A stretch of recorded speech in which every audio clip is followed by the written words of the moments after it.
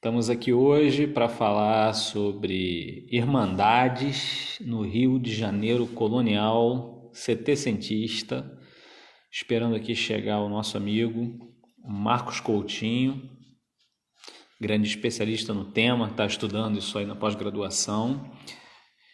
E é um tema que é correlato ao meu. Vai ser uma boa dobradinha aí para a gente conversar hoje. E essa semana foi um pouco intensa em termos de lives, até overdose de cocada na cabeça, sai de uma live para entrar em outra, mas está sendo bastante proveitoso aí nesses tempos de pandemia para poder conectar com as pessoas e trocar ideia e tal, né? E essa semana haverá amanhã a segunda parte da live sobre a Maria Graham.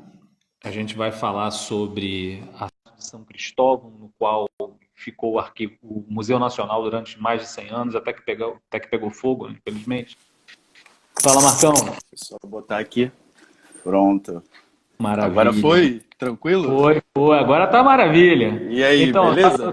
Eu tava contando aqui pra galera que já estava presente das lives dessa semana. Amanhã vai ter uma live aqui com a Denise, que acabou legal. de entrar, falando sobre a Maria Graham. E na sexta-feira eu vou fazer uma live com a Lídia falando sobre o Valongo. O que é o Valongo? O bairro do Valongo, entendeu? Falando Legal. onde era, tipo Globo Repórter, onde nascem, o que comem, como se reproduzem. Exato.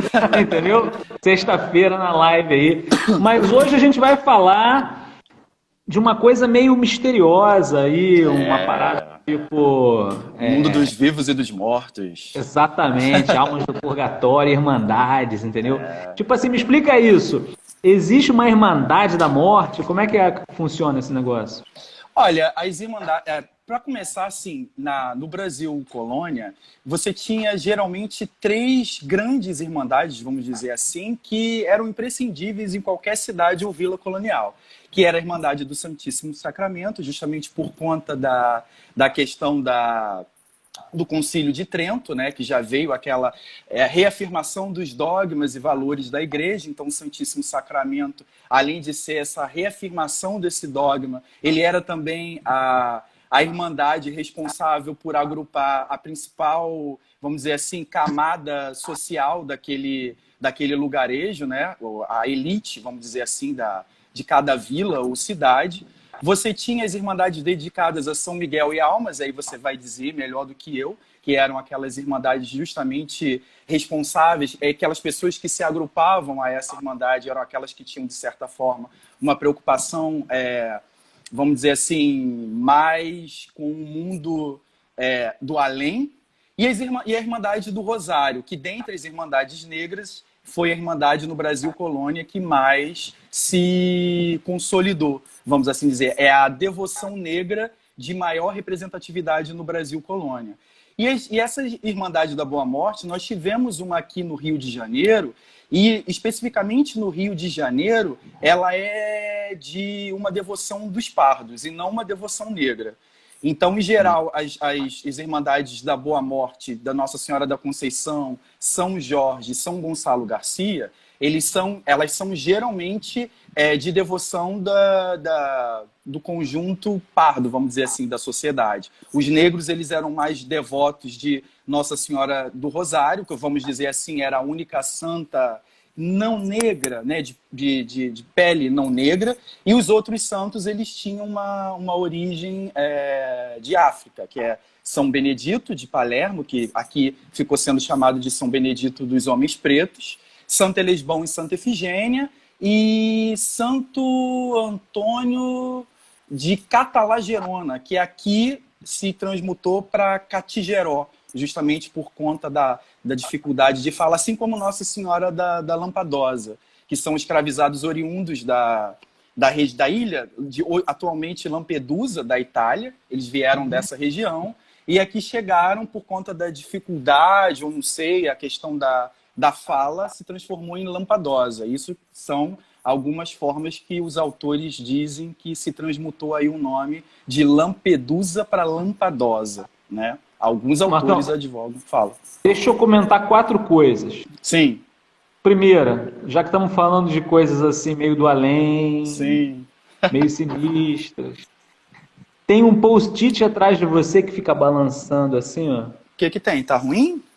É que me dá nervoso, cara. Eu começo a pensar em alma Ah, penada, fala entendeu? sério, Pô, bobão. Ó, ele fica assim, ó, fica assim. é por causa do ar-condicionado que tá Ah, jogando coisa nele. tudo bem, mas meio estranho, né? A parada de... Entendeu?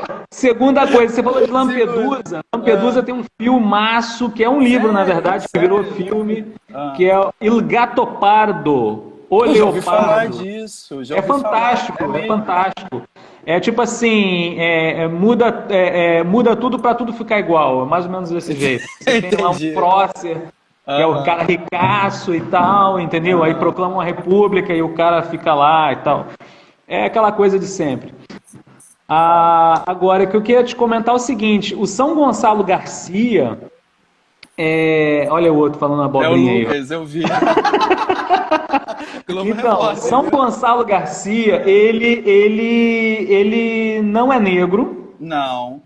no entanto, ele também não é europeu. Sim, mas ele é filho de uma mistura, né?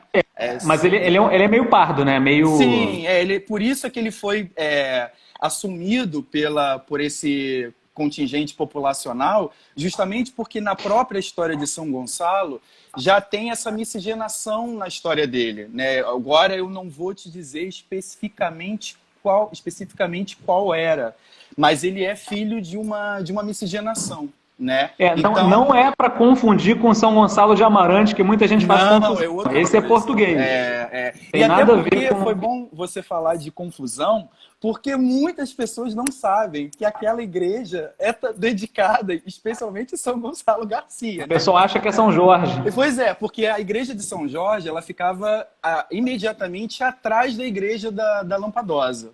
Por conta de questões de não estruturais e que a Irmandade não teve como manter o templo, e naquela época era fundamental que você mantivesse não só um templo dentro do seu decoro, com as suas alfaias e tal, tudo certinho, bonitinho, para quando chegasse ali os representantes da igreja e do Estado para conferir a igreja, se ela estava dentro dos conformes da legislação e tal, e não estava, como a igreja veio abaixo, né, por conta de má conservação, eles pediram abrigo em outra irmandade de Pardo, que era São Gonçalo Garcia. E como a devoção de São Jorge ela é mais, vamos dizer assim, tem um pouco mais de adeptos, né, eu diria infinitamente mais adeptos do que a de São Gonçalo Garcia, a igreja até hoje se consagrou como sendo a igreja de São Jorge em frente ao Campo de Santana, né? Então Exatamente. é uma coisa muito interessante, você falou agora. Agora, o que você chama de pardo? Olha, o pardo ele é uma situação, é uma etnia muito interessante no Brasil, porque tem alguns autores, eu esqueço sempre o nome de autor, sou terrível, mas eu sei que o nome da autora é Lana, o sobrenome eu não lembro. Ela tem um livro fantástico que fala sobre a questão dos pardos aqui no Rio de Janeiro. Então, era uma coisa assim meio... eu não sei se eu posso falar isso, mas eu acho que eu nem vou falar, mas enfim, era uma condição assim meio na meiuca, ali, que você não era nem branco e você não era nem negro. Então tinha-se também uma dificuldade muito grande de você poder ingressar assim como eu posso dizer, em cargos oferecidos pela coroa, que por mais que você tivesse um pai branco, você tinha, naquela questão de pureza de sangue, correndo em suas veias um sangue de outra etnia que não branca. Então isso dificultava muito para você, por mais que você tivesse fenótipos, cabelo liso, uma cutis fenótipos considerados mais caucasianos, dificultava para você à medida que lá atrás percebessem que você não tinha uma linhagem totalmente, vamos dizer assim, europeia. E é bizarro isso, que o próprio europeu, ele não é totalmente branco, ele tem ali miscigenação, inclusive, do próprio escravizado, do mouro vindo de África, né, do maometano, enfim, você tem aqueles povos berberes que também chegaram à Península Ibérica e que ajudaram a compor o povo português, né? Enfim. Mas a questão dos pardos era uma questão assim, o que que era o pardo? Eu acho que era esse indivíduo que tinha esses traços que misturavam essas duas etnias, o negro, o indígena e o branco, e que era difícil dele também poder se inserir, porque ao mesmo tempo que ele não era o negro, inclusive tinha algumas irmandades negras que impediam a entrada de indivíduos pardos, então eles começaram a se associar e a formarem um grupo também dentro da religião que pudesse corresponder e oferecer a eles tudo aquilo que oferecia às outras etnias também. Foi esse cara aí que ficava meio numa espécie de limbo, embora o limbo nem exista mais, né? Olha só, eu estava procurando aqui, encontrei o que eu estava procurando. Sim. Tem uma autora aqui. Pô, eu esqueci o nome dela, eu acho que era Lana e eu esqueci o resto, mas enfim. Faria, deixa eu pegar aqui, ó, certinho. Que é importante essa distinção que ela faz. Deixa eu ver aqui, ó, vou mostrar para vocês. Ah, melhor, né? Porque aí é o profissional falando. Pô, aí não é chute, né, cara? Né? Pô, Pois é. a gente fica aqui chutando, achando que live é chute. Live não é chute, o que é pô. pardo é difícil. Agora, se você falasse as irmandades pardas, ficariam melhor. Agora, ficar definindo um grupo étnico assim pauleira. Tem que ser um profissional mesmo. Sheila de Castro Faria. Ah, e aí? Como O ela livro define? se chama A Colônia em Movimento, Nova Fronteira, 1998. Ela faz a Eita. seguinte explicação. Sim. Você tem o preto, Uhum. você tem o crioulo, Uhum. você Esse tem é o o pardo. nascido no Brasil, né? O crioulo. Então, não é pelo lugar, é pela descendência. Ah, É tá. tipo, você tem o japonês, você tem o Nisei, você tem o Sansei. Uhum. Você tem o preto, você tem o crioulo, você tem o pardo. O pardo é o neto, o crioulo é o filho. E o preto? Tá. O preto pode ser de África e pode ser da América. Nossa, O interessante preto essa da distinção. terra é o americano, é o índio, o indígena. E o Uhum. preto da Guiné é o africano. Tá? Entendi. Preto não é cor. Preto isso que ela fala. não europeu, deu pra entender? Entendi. Pode ser o natural da terra ou pode ser oriundo de África. Exatamente. Então, crioulo é aquele que descende desses dois. Isso. E também pode ser tanto do indígena quanto do negro. Mas acontece que geralmente você não chama o indígena de crioulo. Claro. Mas, claro, vamos dizer, se ele aprende português, ele se crioulizou. Entendi. Porque ele já cria um afastamento com relação ao seu tronco de origem, pela aquisição do idioma do outro. Tanto que a palavra, a expressão crioulizar não é muito adequada. Talvez seja melhor ladinizar, que é a capacidade de falar português. Embora você encontre isso com muita frequência nos textos, a palavra crioulizar. Inclusive, acabei de ler um que o autor fala exatamente sobre catolicismo criolizado, né? Ele faz a origem de um catolicismo criado no Brasil, que não é nem o catolicismo europeu e muito menos um catolicismo brasileiro. Seria um catolicismo especificamente criado dentro ou não das irmandades, que teria toda aquela questão também dos costumes trazidos de África, enfim. Eles usam bastante esse termo. Antes de deixar você falar à vontade desse assunto, você falou de São Miguel e falou para eu falar alguma coisa a respeito. Bacana seria, né? O que acontece? O título da nossa palestra aqui era Almas do Purgatório, começava meio tétrico e tal. Então eu até faço um convite a quem está nos assistindo, que tem uma live minha, se procurar no IGTV, tem uma live sobre o purgatório. Então eu não vou me deter nisso aqui, eu acho que não valeria a pena porque demandaria muito tempo. Mas só para fazer um resumo muito breve, a ideia seria a seguinte: quando se fala de purgatório, muitas vezes se fala como uma reação católica ao protestantismo que negou a existência do purgatório. E também se fala, do Jacques Legoff, que tem aquela perspectiva de que o purgatório é uma coisa que emergiu por ocasião da Baixa Idade Média, quando a ideia de um lugar intermediário apareceu na literatura. Tá? Muito bem, isso daí não está totalmente errado, digamos, só que, evidentemente, o Jacques Le Goff ele reduz a abrangência do purgatório só ao seu aspecto literário, num contexto francês de 3 estados que ele procura, digamos assim, criar um analogado na escatologia católica. E, obviamente, na Contra-Reforma Católica, contra a Reforma Protestante, que estava negando o purgatório vai entrar como um elemento importante. Só que, vejam, o dogma do purgatório ele foi definido muito antes. E a reação dos católicos contra Lutero não era tanto no sentido de provar que o purgatório existe, porque isso já tinha sido debatido antes. Tanto que o próprio Concílio de Trento não se dá o trabalho de ficar condenando a tese dele, simplesmente recorda cânones anteriores e faz uma condenação meramente jurídica. A questão já era meio superada. O motivo pelo qual o Lutero nega a existência do purgatório é um motivo pessoal, porque ele tinha a tese da justificação exclusivamente pela fé. Então a conclusão dele é que nenhuma obra serve para qualquer coisa, não serve para nada. Consequentemente, não tem purgatório, entendeu? Na verdade, é um corolário do pensamento dele. Não é que ele tivesse apoiado na escritura para afirmar aquilo. Curiosamente, apesar de ser uma doutrina derivada, é uma das poucas unanimidades entre os protestantes. Os protestantes eles são tão divergentes em tantos assuntos, esse é um dos raros pontos onde eles são unânimes em negar a existência do purgatório. E o Le Goff também ele é um pouco equivocado, porque o uso do termo purgatório já aparece no primeiro milênio e ele acha que só começa no século XII. Então isso tudo está discutido nessa outra live, quem tiver curiosidade pode ver.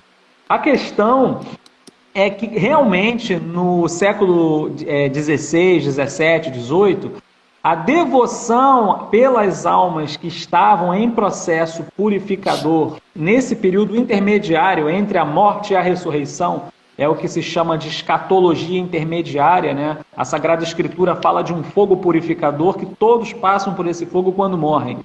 Então se reza pelos defuntos desde a mais remota antiguidade na esperança de que eles encontrem um refrigério depois desse fogo purificador.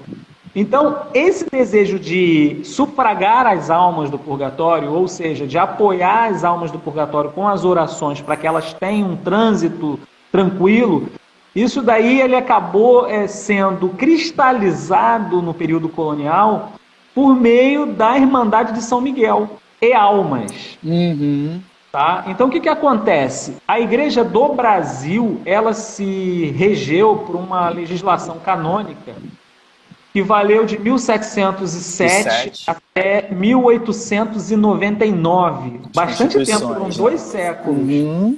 Que são as constituições primeiras do arcebispado da Bahia. Ali está escrito que convém muito conveniente que em cada paróquia houvesse uma Irmandade de São Miguel e Almas. Ou seja, é uma devoção ao Arcanjo São Miguel, porém tem uma conotação específica que é o quê? Os irmãos dessa Irmandade têm um compromisso, e o compromisso é sufragar as almas do purgatório. Aí a gente pode ficar com a seguinte questão: poxa vida, e se a pessoa não é membro dessa Irmandade, ela não vai receber esses sufrágios? Recebe também. Existe até uma expressão popular que se fala bacia das almas. A bacia das almas é uma espécie de repescagem, entendeu?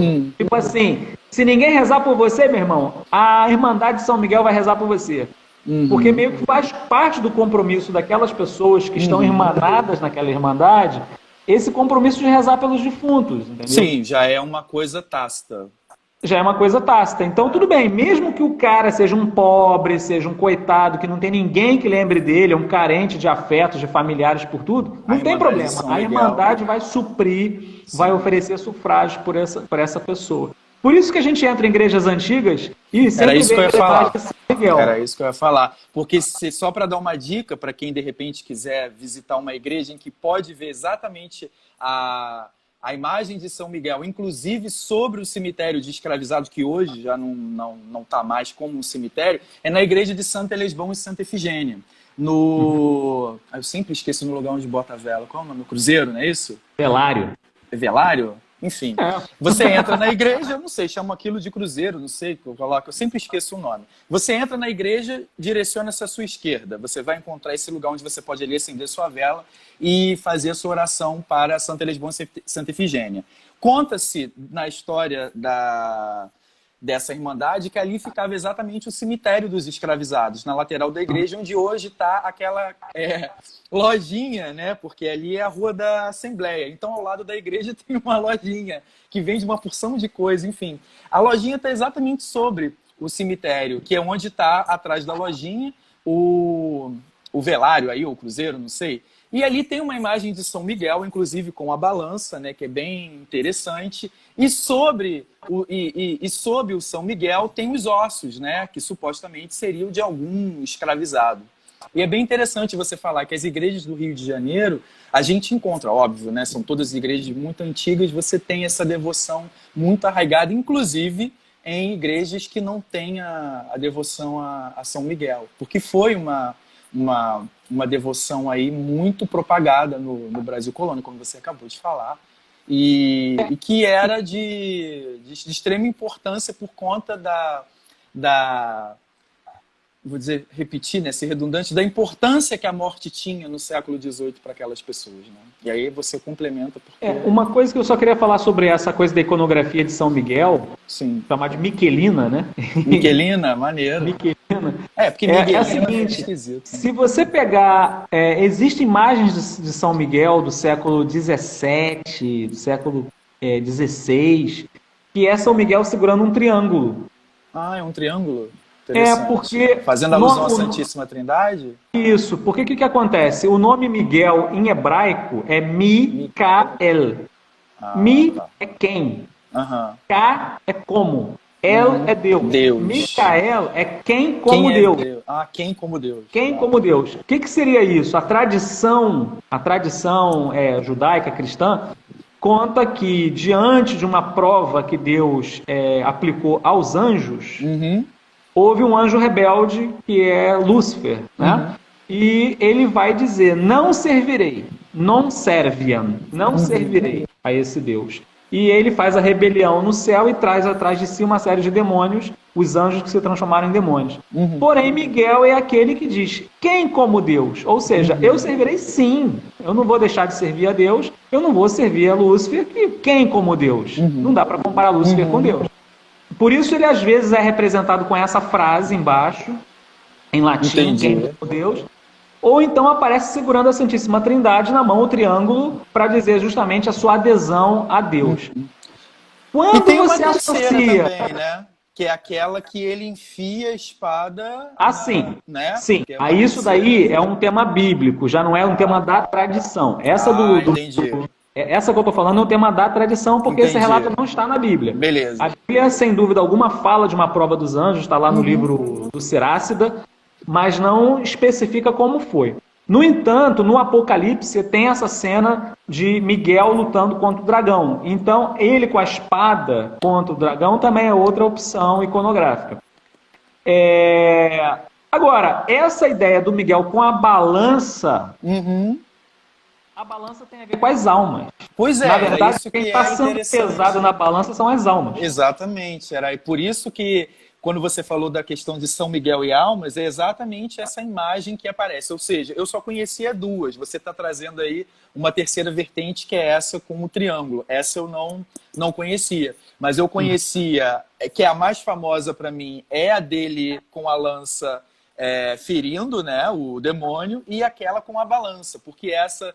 não só por questão de infância, que minha avó tinha uma, mas também por conta de visitar as igrejas do Rio, você sempre se depara com uma dessas. Então, assim, é bem interessante, mesmo que o tema não seja a questão da iconografia, é bem interessante porque, assim, toda vez que eu dava os cursos sobre as irmandades, né, sempre as pessoas vinham falar, Marcos, eu fui à igreja de Santo Elesbão e a imagem dele...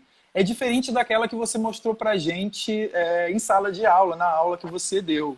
E sempre as imagens elas vão sofrendo assim, uma espécie de transformação ao longo dos séculos e vão se cristalizando de diferentes formas em diferentes locais, né? Por exemplo, voltando ao Santo Elisbão rapidamente, eu sei que eu estou aí entrando numa seara que não é nem muito a que a gente combinou, mas Santo Elisbão, a primeira imagem que foi feita dele foi justamente porque ele lutou contra um rei de origem judaica e o venceu. E por isso ele pôde espalhar o cristianismo ali pelaquela área do chifre do rinoceronte na Ásia, entre a Etiópia, né, no mar Eritreia. Etiópia, Eritreia, atual Eritreia, e do outro lado, o que seria hoje o atual estado de Omã, Iêmen. Omã é do outro lado, Iêmen. Então ele matou um rei de origem judaica, então a primeira imagem feita dele era dele ferindo esse rei com uma lança. E esse rei tinha uma pele mais branca, né? Então, quando fizeram essa primeira imagem de Santo Elisbão, na época em que a escravidão estava, né? Perigo. Foi uma coisa assim que logo substituíram aquela lança da mão de Santo Elisbão por uma cruz etíope, né? Que é aquela cruz que tem, eu não sei, você pode falar melhor do que eu, que tem uma espécie de dois traços horizontais. Ela é uma vertical e dois horizontais, um maior e um menor. É símbolo da igreja etíope, cristã etíope. Então trocaram a lança dele, enfim, só para dar uma... Então, para terminar esse assunto do São Miguel, eu só queria dizer uma dica que eu sempre dou. Se vocês virem na balança alminhas, bonequinhos assim, dentro da balança de São Miguel... Eu já vi papéis. Papéis? Papel eu já vi também, o pessoal joga, né? Mas algumas igrejas têm alminha. Significa que a imagem é do século XVIII para trás. Ah, maneiro. Mas assim, essas alminhas são postas pela própria pessoa que a confeccionou. Sim, faz parte da imagem, os bonequinhos colocados, que são as alminhas que estão sendo pesadas por São Miguel. Ah, interessante. Tá? Essa aqui da igreja de Santo Elisbão, se eu não estiver enganado, não tem alminhas, as pessoas eu acho que colocaram papéis, e ela é de metal, é interessante. Tá. A imagem de gesso... É evidente que as alminhas podem ter sido roubadas, em algum caso, tá? Mas também poderiam ser substituídas por outras. A questão é que, a partir do século XIX, se deixou de colocar as alminhas. E isso já é um indício da, digamos assim, como que o gosto foi se apurando no século XIX. O século XIX, ele repugna a sensibilidade do século XIX, essa coisa muito rococó, essa coisa muito barroca, essa coisa meio kitsch, meio brega. Botar um bonequinho, um Playmobil ali na balancinha, deu pra entender? Então eles tiram. É uma arte um pouquinho mais severa, um pouquinho menos... sintética, né? Como exatamente. Vai chegando o neoclássico, então vai se purificando. Por isso que o São Miguel mais recente, ele tem uma balança vazia. Certo? É, na verdade, uma simplificação que, na verdade, é uma quebra de decoro, porque se você não tem a alma na balança, você não entende o que ele está pesando. Você precisa colocar, certo? Isso é uma quebra de decoro. O decoro exige que a iconografia esteja completa, tá? Mas é isso. Eu passo a palavra agora para você. Eu gostaria de ouvir mesmo, porque você domina mais isso daí. Queria que você falasse das irmandades, essa questão mesmo, de como que eles se organizavam, sei lá. À vontade. São Miguel era isso que eu tinha para falar. Não, tranquilo. As irmandades, assim, é que eu tenho mais familiaridade, que eu, inclusive, esse tema da minha... Opa, deixa eu tirar essa folha aqui, que ela vai acabar me atrapalhando.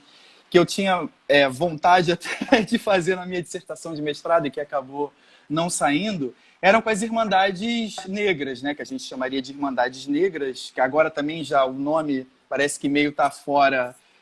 né? Agora tem que ser Irmandade Preta.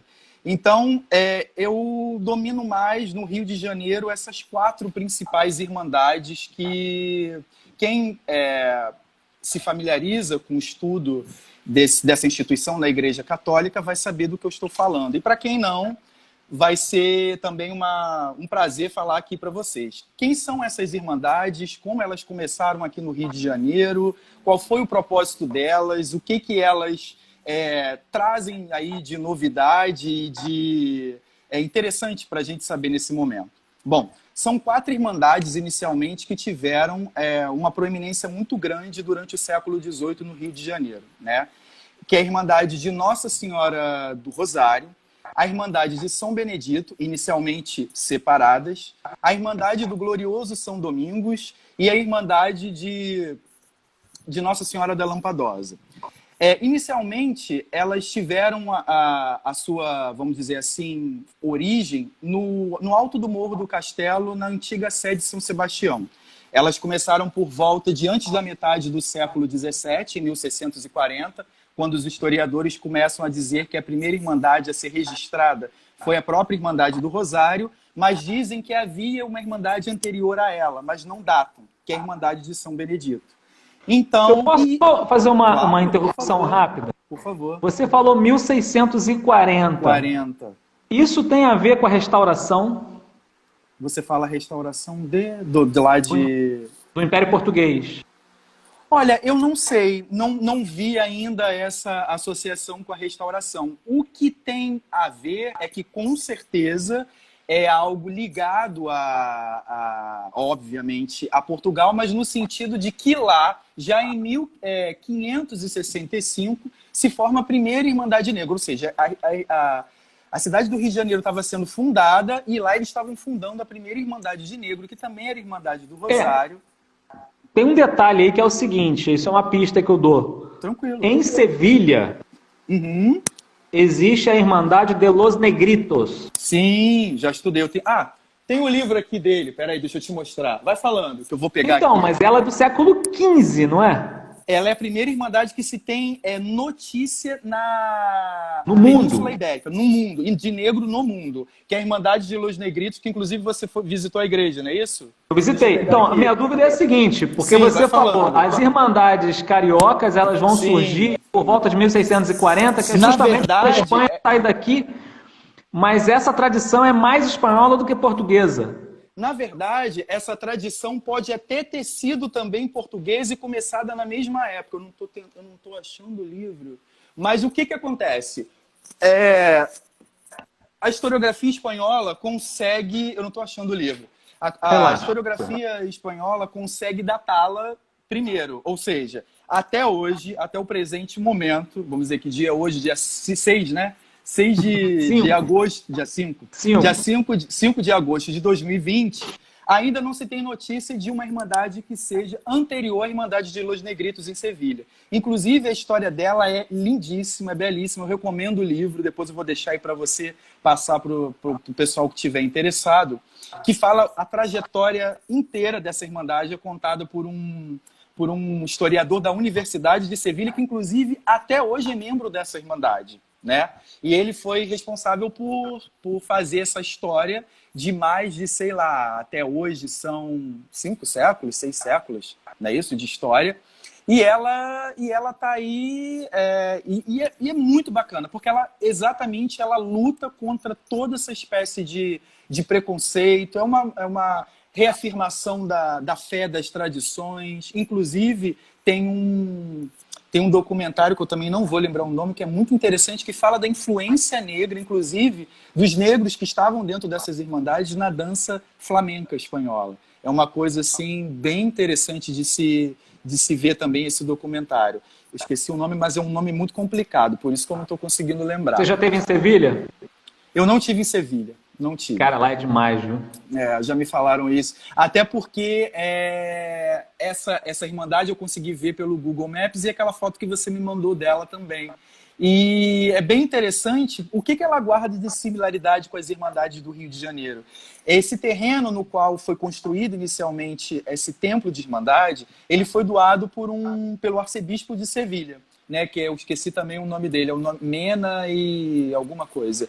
Ele doou esse terreno, era extramuros da cidade, igualzinho as irmandades do Rio de Janeiro receberam, aforaram os seus terrenos, e ele ficava próximo a uma vala. É uma coisa, assim, interessante a semelhança dessas irmandades, tanto a de Sevilha quanto as cariocas, né?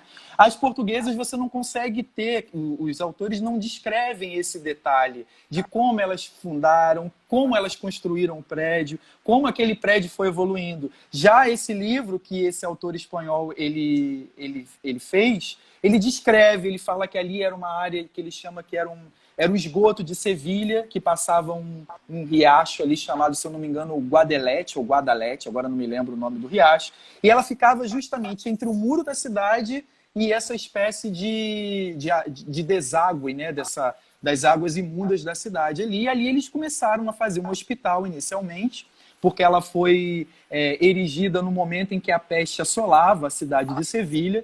Então, por pena dos negros que eram descartados pelos seus proprietários na sociedade espanhola, ali na cidade de Sevilha, o bispo ficou com muita compaixão desses escravizados e permitiu que a Irmandade construísse, fora dos muros da cidade, um hospital e uma igreja. E a partir daí eles começaram a crescer. E essa Irmandade, ela foi a primeira Irmandade, não só de que se tem história da cidade, da península, vou dizer assim, do mundo ibérico, né? Tanto Portugal e Espanha, tanto na Península Ibérica, quanto, se você pensar no Império como um todo, como ela é a primeira Irmandade da cidade de Sevilha. Então ela briga para ter essa precedência, porque a primeira Irmandade da cidade, ela sempre fechava os desfiles da Semana Santa, que era aquele desfile mais importante, que até hoje, que é tradicional da cidade de Sevilha, fazer aqueles carros lindíssimos, né? Com um andor, com... Um top de gente. Eu recebi um vídeo impressionante, como aquele carro gigantesco, conduzido por, sei lá, 50, 60 homens, consegue fazer uma virada numa arruela, e eles vão fazendo aquilo no compasso da batida, chega até a arrepiar, na batida eu não sei como é que é a canção que dão, e tá lá uma imagem gigante de Nossa Senhora. Saeta. Tem um cara que canta a saeta, ele fica lá cantando. Tem a batida. É um negócio impressionante. É impressionante. E ele consegue fazer a virada. Enfim, e ela é a primeira Irmandade, só que por conta de ser uma Irmandade negra, ela acaba sendo jogada para a última posição. Então, na medida em que eles iam desfilando, a população de Sevilha ia fazendo chacota, ia jogando tomate, ia xingando. Na época, era uma ofensa imensa ser chamada de judeu. Então, eles chamavam as pessoas de são os negros judeus, e faziam referência ao povo judeu, tentando, como eu posso dizer, discriminar ainda mais a população afro, vamos dizer assim, afro-hispalense, né? E a partir daí teve uma briga literalmente de séculos, contando aí com a ajuda, ou vamos dizer assim, a ajuda e a não tão ajuda de alguns arcebispos que compravam ou não a causa conforme a vontade, vamos dizer assim, de cada um. Se você tinha um arcebispo com uma vontade assim, mais de ajudar, eles iam lá, ajudavam. Inclusive, o autor conta uma história bem interessante. Então, essa Irmandade de Los Negritos, ela é a primeira que se tem notícia de todo o mundo ibérico, tanto espanhol quanto português. E a Nossa Senhora do Rosário, né? A história de Nossa Senhora do Rosário, ela é muito interessante. Assim, você não tem uma história única dela. Você tem autores que vão contando cada um a sua vertente. Então eu peguei a minha, que eu achei mais crível, né? Um autor disse que a associação de Nossa Senhora do Rosário com os negros, ela vem justamente por conta da Batalha de Lepanto, né? Lá haviam alguns franciscanos, e os franciscanos da batalha juraram que pediram, né, aos comandantes da batalha que, se Nossa Senhora concedesse a vitória aos cristãos naquela batalha, que houvesse a libertação daqueles que lutassem em prol do cristianismo naquela batalha. E assim o foi. Depois que fizeram esse pedido, supostamente os cristãos venceram a Batalha de Lepanto, e aí houve a libertação. E aí os franciscanos vieram para a Península Ibérica e trouxeram essa tradição de que Nossa Senhora do Rosário seria responsável pela libertação de quem estava cativo, né? E a partir daí eles pegaram essa tradição. Alguns autores, inclusive, tentam fazer uma associação entre o Rosário da Virgem com o Rosário de Ifá africano. Só que há um anacronismo aí entre a questão de do Rosário Católico vamos dizer assim, com a criação do Rosário de Ifá. Então, isso já meio que caiu por terra e eles não acham que essa analogia, justamente por causa do anacronismo, pode ser feita. Então, a vertente que eu achei mais interessante de trazer foi essa, justamente por conta dessa suposta libertação atribuída à Virgem, graças à vitória obtida Agora, Marcos, voltando para o Rio de Janeiro, voltando para o Rio. Meados do século XVII, nascem 4 devoções dentro da sede de São Sebastião, no Morro do Castelo, 3. Na verdade, 3 que se juntam e ficam 2. Porque Rosário e São Benedito vão se juntar em 1663, para ficarem assim mais fortes e tal, e conseguem, depois que são expulsas pelo cabido da Sé, aforar terreno depois da várzea, Depois da Vala. Depois da Vala, exatamente. A Vala, no caso, é a Rua Uruguaiana hoje. Isso, era o suposto limite entre o que era urbano e o que não era urbano. Era a linha E vem cá, qual que era a outra irmandade? A outra irmandade foi, primeiro as 3, São Domingos, Senhora do Rosário e São Benedito. Só que São Benedito e Nossa Senhora do Rosário se unem, aforam um terreno em 1700, que Dona Francisca Pontes, seja por piedade ou seja por não querer também ver os negros na Sé Catedral, lhes concede um terreno onde é hoje a Igreja do Rosário, em 1700, e em 1706 quem afora terreno conseguido pela Câmara da cidade são os irmãos de São Domingos, né? Sendo que a Igreja de São Domingos, por ser mais modesta, ela é construída primeiro. O término da construção é em 1713. E ela já nasce junto com o seu cemitério, né? Que muitos autores dizem ser fronteiro à cidade, à igreja. Então é uma peculiaridade. E é mais longe também, né? Sim, mas assim, é interessante. Fala.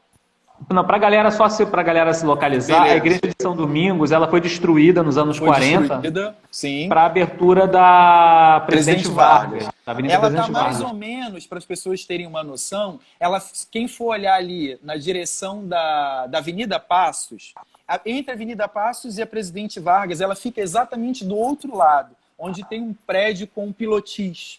É mais ou menos ali, tem o prédio e logo depois vem o Pedro II, não é isso? Isso, alinhada com Pedro II, com o Colégio Pedro II. Mais ou menos... Eram 3 igrejas mais ou menos alinhadas, que era a antiga São Domingos, a atual Santa Elisbão e Santa Efigênia, e a outra que era a Irmandade de Lampadosa. Elas faziam uma espécie de nova fronteira urbana desse quadrilátero que eles ajudaram depois a expandir. Então, elas passaram a ser a nova fronteira da cidade. Né? Mas você estava falando, então, que era mais modesta de São Domingos e acabou ficando pronta antes. Ficou pronta antes. Começo do século XVIII, a gente já tem algumas igrejinhas de irmandade construídas fora da cidade. Fora da cidade, do que chamavam cidade naquela época, né? Da área urbanizada da vala para dentro. Vamos dizer assim, entre o litoral, entre a Guanabara e a Rua Uruguaiana. Aquilo ali era entre esses 4 morros fundantes, né? Castelo, Santo Antônio, São Bento e da Conceição. A cidade cresceu ali inicialmente. E essas irmandades eram constituídas de descendentes de africanos? Sim, que poderiam ser libertos, forros ou escravizados ainda, né? Pagavam uma pequena quantia e, por meio dessa quantia, eles poderiam oferir benefícios materiais e espirituais dessas irmandades, né? Quer dizer, uma das coisas que eles desejavam é justamente o sufrágio. Exatamente. Em caso de morte, ter um enterro digno. Exatamente. Isso era fundamental no século XVIII, era o que hoje talvez... Eu comparo hoje a necessidade de ter internet. A gente hoje não quero sufrágio, eu quero sufrágio. Não tem como. Galera, eu quero sufrágio. Eu prefiro mais um sufrágio do que essa live aqui. Mas não é nada contra, Marco. Mas, pô, sinceramente, né, meu irmão? Mas a questão toda, se a gente for comparar, hoje não tem como você viver. Sem internet, naquele tempo, você não tinha como viver sem pagar, sem ter alguém que rezasse pela sua alma no além, vamos dizer assim. Então, eles pagavam essa espécie de... Vou falar na linguagem de hoje para ficar mais palatável. Essa espécie de mensalidade, né? Eles davam uma quantia Anuidade, não é não? Anuidade. Deve ser, Eu não acho que sei era se eles anual. pagavam, eu não sei se era Não é anual, não? era Era mensal anual. mesmo? Eu acho, porque como é que você vai. O escravizado, por exemplo, o escravo de ganho, que pertencia a uma irmandade, ele não poderia pagar isso anual como? Eu fico pensando, Entendi. mas assim, eu não sei, é uma coisa que você A me gente chamou teria a que atenção. pegar o, como é que chama? O O compromisso. estatuto ou o O compromisso, exato. estatuto. Exato, É. exato. Tem uns que são anuidade, tem uns que chamam de. Tem um nome muito esquisito que eles chamam. Ai, bom, não vou lembrar. Mas, enfim, cada estatuto, cada irmandade, dependendo de ser em Minas, Rio, Bahia, Pernambuco, eles têm similaridades e têm diferenças para tratar do mesmo assunto. É muito interessante você ler os estatutos dessas irmandades bem variado. Enfim, eles conseguiram fazer as suas igrejinhas ali, fora da várzea. As primeiras duas que ficaram prontas são Nossa Senhora do Rosário e São Domingos, sendo que a Nossa Senhora do Rosário não se sabe muito bem a data em que ela ficou pronta. Mas eles dizem que por volta de 1730 já se rezava a missa na igreja. É assim que os autores colocam, né? Então, que em 1737 ela já era catedral, né, do Rio de Janeiro. Então, supõe-se que ela já deveria tá pronta bem antes disso. E dessas igrejas, para que as pessoas tenham um pouco de Ah, noção, assim. só um...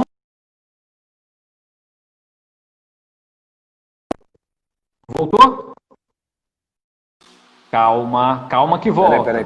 Voltou. Voltou. Então, só uma coisa que eu queria falar é o seguinte: a Câmara do Rio de Janeiro, Beleza. ela ganhou um novo status na segunda metade do século XVIII. Ela passou a se chamar Senado da Câmara. E ela se hospedou na Igreja do Rosário. A Igreja do Rosário foi sede da Câmara Para Municipal do você Rio de ver a Janeiro. importância. Exatamente, para você Né? ver. Não foi só isso, né? O dia do fico foi dito na igreja. É uma coisa interessante. Um minuto aqui para. O Minuto da Água. Agora é Então, uma essa pena, né, igreja. pessoal? Porque essa igreja está interditada pela Justiça Exatamente. por conta de falta de preservação, risco para a segurança dos usuários. Não houve fiscalização por parte do órgão de patrimônio para ver se os proprietários estavam conservando. A gente sabe que houve uma série de irregularidades, é uma pena. E a Mitra não tem nada a ver com isso, porque a igreja não pertence, o templo não pertence à igreja católica, o templo pertence à Irmandade. E é um É para a imbróglio. gente ver o quanto a Irmandade ela é uma instituição extremamente. Bom, eu sou suspeito para falar porque ela é deliciosa você estudar, porque ela é uma. Eu digo que ela sobrepaira dentro do catolicismo, né? Ela, ao mesmo tempo que ela eu chamo. Eu não gosto de dizer porque tem um termo da Patrícia Hill Collins, então eu não quero entrar aqui nessa seara porque não tem nada a ver.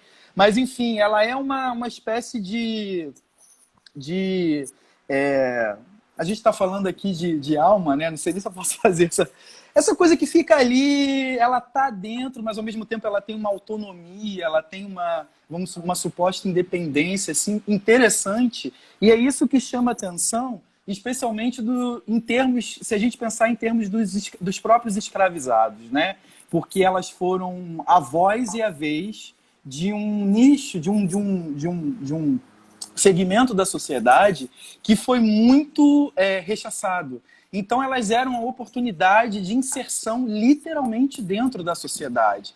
Então, é uma oportunidade de se falar, é uma oportunidade de se fazer respeitar, inclusive, mesmo que as pessoas torcessem a cara, mesmo que as pessoas zombassem ou fizessem qualquer tipo de chacota, era uma forma legítima e estava dentro do direito, tanto português quanto eclesiástico, essa forma de manifestação. E a partir daí, os negros escravizados, livres e alforriados puderam disseminar a própria cultura, o que eu acho que é bem, quer dizer, não só disseminar, mas conservar, né, dentro daquilo do possível. Embora você não tenha cultivar, você não tenha registro escrito, elas foram repositórios da memória e da cultura. É uma coisa assim que, infelizmente, no Brasil, eu ainda tendo a achar que são pouco estudadas, são pouco valorizadas, são pouco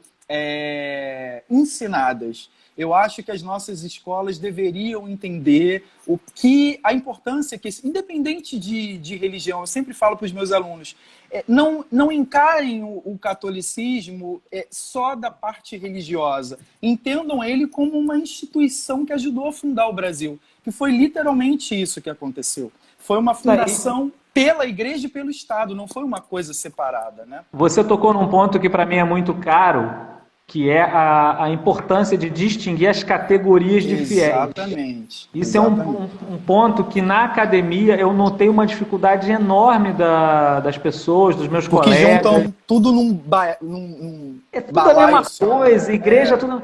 E não tem nada a ver. Uma coisa é iniciativa leiga, exatamente. Uma coisa é iniciativa clerical da administração eclesiástica. Eu acho que esse é o problema que a gente tem que frisar nos nossos cursos para que as pessoas possam entender essa diferença. Porque é fundamental, porque eu acho que isso abre uma janela de oportunidades para que, inclusive, muitas... Porque, não sei se você repara nos seus cursos, eu às vezes recebo alguns alunos que vêm até imbuídos de um certo preconceito. E ali, quando ele começa a entender que a gente não está falando de nada, pelo menos eu no meu curso eu trato da instituição, não muito da parte religiosa, mas enfim, o que eu chamo de função extravagante da igreja, né? Aquilo que ela faz fora da religiosidade. Não que não seja importante essa parte religiosa, mas ela está aí, mal ou bem, por mais que você não seja católico, você já se deparou com alguma coisa referente ao catolicismo, então não te é estranho. Agora, o que é interessante de mostrar para esse público que precisa entender ela como uma instituição que eu costumo dizer que ela é fabriqueira, né, que é um termo até utilizado pela própria igreja, eu estou fazendo uma ressignificação dele, ela é fabriqueira do urbano, não tenho como, hoje eu posso dizer sem sombra de dúvidas, não tem como você pensar o processo de construção de cidade no Brasil sem a igreja, sem a participação da igreja. Não há um núcleo colonial nesse país, ou onde quer que Portugal colonizasse, que não tivesse um símbolo religioso. Era concomitante. A igreja, às vezes, se fazia até primeiro do que a própria Câmara. Então, é interessante que a gente entenda como como a igreja, ela ajudou a não só a fundar, a orientar, aí a gente já entra na seara religiosa, a gente vê com a questão da doutrina, a questão da própria... vamos dizer assim, moralidade cristã que houve dentro desses séculos afora. Mas se a gente deixar isso tudo de lado, a gente vai conhecer outra instituição, que às vezes por conta de um certo preconceito que determinadas pessoas não gostam, e tem o direito de não gostar da igreja, inclusive, mas a gente não pode negar aquilo que foi feito e aquilo que de interessante foi colocado. Assim, eu posso, por exemplo, ter tido um mau médico que me assistiu, que deixou numa operação uma gase dentro de mim. Eu sempre falo isso para os alunos, mas eu não posso dizer que a medicina não vale nada, não é verdade?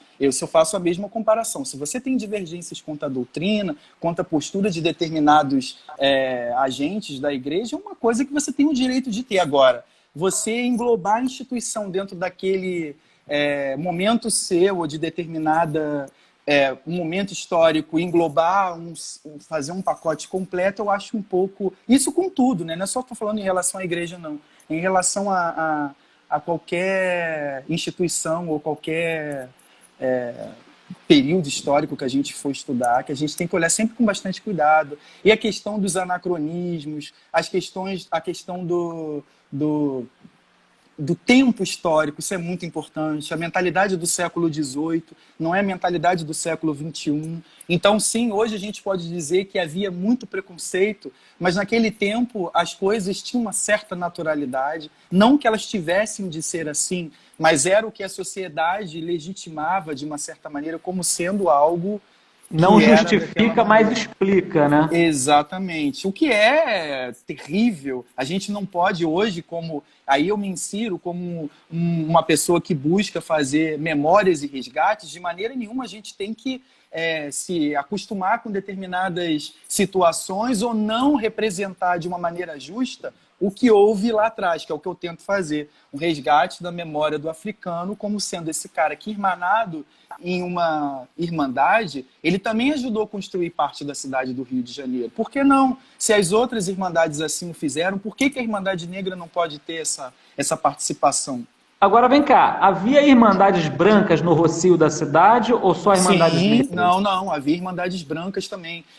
Havia irmandades brancas, irmandades pardas e irmandades negras. Era uma, vamos dizer assim, uma parte da cidade até muito miscigenada, mas era particularmente uma parte da cidade em que eu posso dizer assim, eu não vou dizer 100% de certeza, porque isso pode até ficar, alguém pode me refutar, e é até bom que eu faça. Mas assim, eu posso dizer com mais de 50% de certeza que era um lugar em que não havia...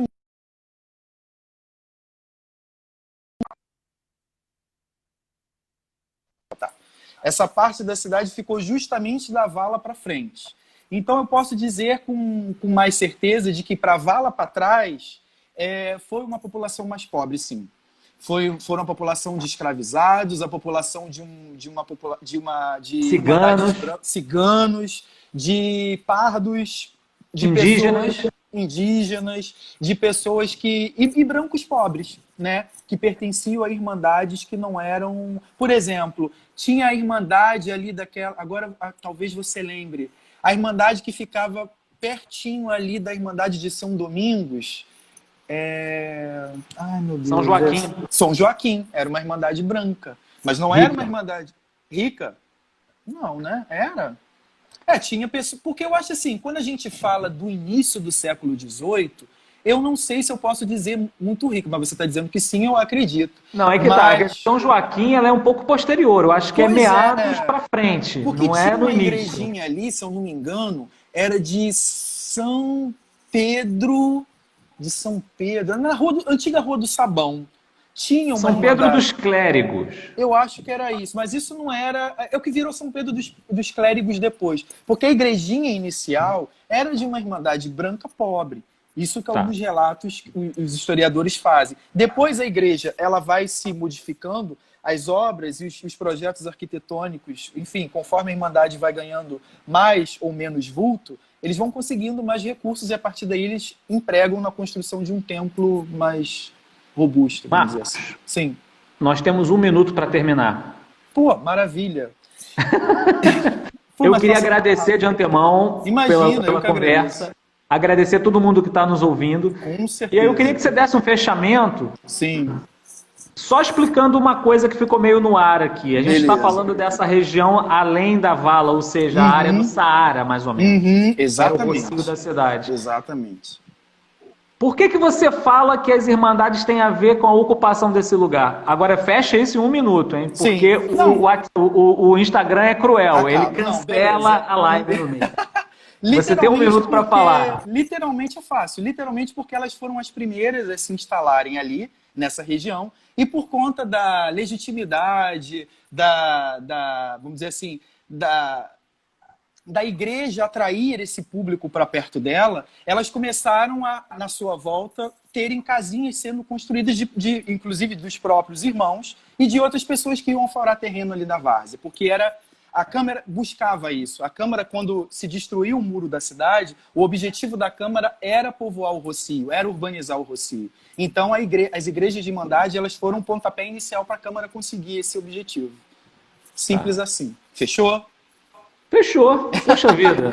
Beleza. Alguém quer fazer alguma pergunta? Aproveita que nós tem 30 segundos. Tá todo mundo falando assim, que peninha. Pô, obrigado. Tô vendo aqui, Elisa, beijo. Ex-aluna também, acho que a Elisa de Moraes é ex-aluna. Pô, você trouxe aí uma claque aí. Boa. Rosana, ó, Leci, beijo pra Leci. Todo mundo que tá mandando aí parabéns, enfim. Também são seus fãs, viu? Falam muito de você também, dos seus livros e das suas... tá mandando fazer outra, tá vendo, João? Tem que pensar. Vamos fazer mais. Agora o Marcos tem que fazer as dele também, convidar a galera. Eu vou pensar. Tô me familiarizando com o Instagram. Eu sou meio bicho do mato. Mas enfim, vai estar tudo tranquilo. Mas é isso, pessoal. Queria agradecer, Marcão, valeu mesmo. Beijo! Entrou agora, também é ex-aluno. Chegou agora! Não, eu tô vendo agora. Obrigado, Deise. Beijo pra você. Fala aí. Muito bem. Então é isso, pessoal.